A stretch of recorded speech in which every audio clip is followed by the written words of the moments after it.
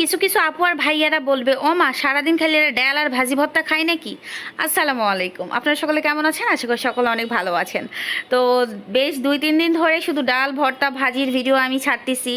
তো মনে করবেন না সেগুলো আমি আলাদা আলাদাভাবে খেয়েছি বা আলাদা আলাদা করে রান্না করেছি। আমি কিন্তু একদিনই সেটা করেছিলাম, জাস্ট আলাদা আলাদাভাবে আপনাদের সঙ্গে শেয়ার করেছি।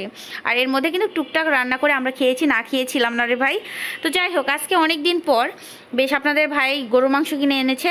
এখানে 4 কেজি পরিমাণে গরু মাংস আছে। তো ও আবার খুব মানে মানে কি বলে, গরু মাংস পাগল বলা যেতে পারে। গরু মাংস ছাড়া নাকি ভালো লাগে না। গরু মাংস স্টকে ফ্রিজে না থাকলে নাকি শরীর মন একদম অসুস্থ লাগে। তো যাই হোক, যদিও কিন্তু হাড়ের পেশেন্ট, রান্না করলে একবারে খায় না, অল্প অল্প করে খায়। মানে আমি 1 কেজি 1.5 কেজি মাংস রান্না করলে 3 দিন পর্যন্ত চলে যায়। মানে অল্প অল্প করে খাই, সঙ্গে আরও সাপোর্ট দেওয়ার জন্য একটা তরকারি রান্না করি। তো যাই হোক, এখানে কথা বলতে বলতে কিন্তু আমি মাংস টাংস সুন্দরভাবে কেটে বেছে করে নিয়েছি। এটা কিন্তু ধুবো না, জাস্ট ফ্রিজিং করতেছি। 3 পোটলা আমি ফ্রিজে রাখবো আর 1 পোটলা রান্না করবো, মানে 1 কেজি করে নিয়েছি আর কি। আর ওদিকে কিন্তু ছোটো চিংড়ি মাছ দেখেছেন, তো আজকে এই মাছ আর মাংসই নিয়ে এসেছে। তো এগুলো সব কিছু বেছে কেটে সুন্দরভাবে আলাদা করে রেখে দিয়েছি। আর এই যে এতটুকু মাংস আমি রান্না করব, তো এগুলো সব ফ্রিজিং করা শেষ। এখন এগুলো সুন্দরভাবে ধুয়ে ধায়ে আজকে রান্না করব টাটকা টাটকা গরুর মাংস।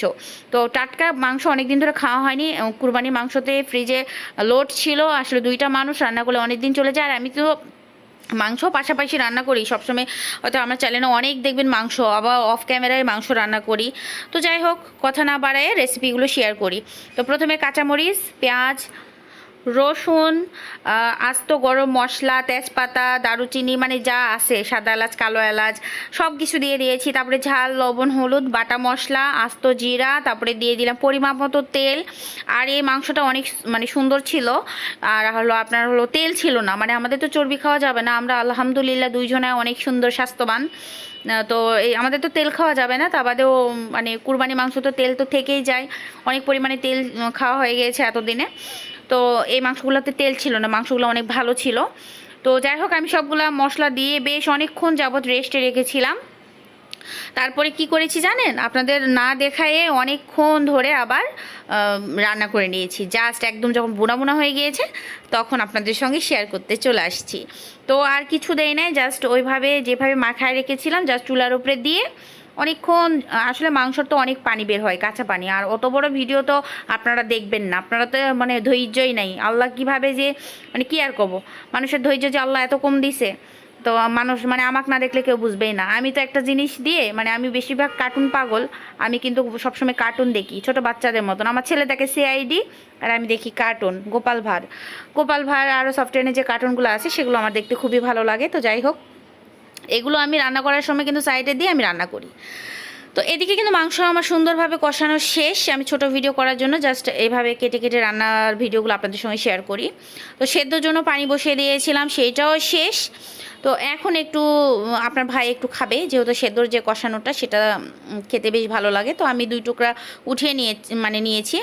তো তারপরে চেক করে নিব সেদ্ধ হয়েছে কিনা। যদি সেদ্ধ না হয় তাহলে আরও কিছুটা পানি দেবো, আর যদি সেদ্ধ হয় তাহলে তো ফুরেই গেল। তো মাংসটা সেদ্ধ হয়ে গিয়েছিল, মানে সিদ্ধ হয়ে গিয়েছিল, সামান্য একটু সেদ্ধ হলে আর একটু ভালো লাগতো। এর মধ্যে আমি একটু চেক করে দেখি যে লবণ একটু কম ছিল, আর একটু লবণ দিয়ে দিয়েছি।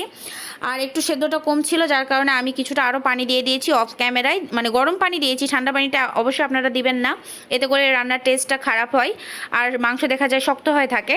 তো আমি অফ ক্যামেরায় সেদ্ধর জন্য পানি ওইটাও শুকিয়ে নেওয়ার পর তারপরে ঝোলের জন্য পানি দিয়ে দিয়েছি। তো ঝোলের জন্য পানি মোটামুটি এটাও আমার হয়ে আসছে।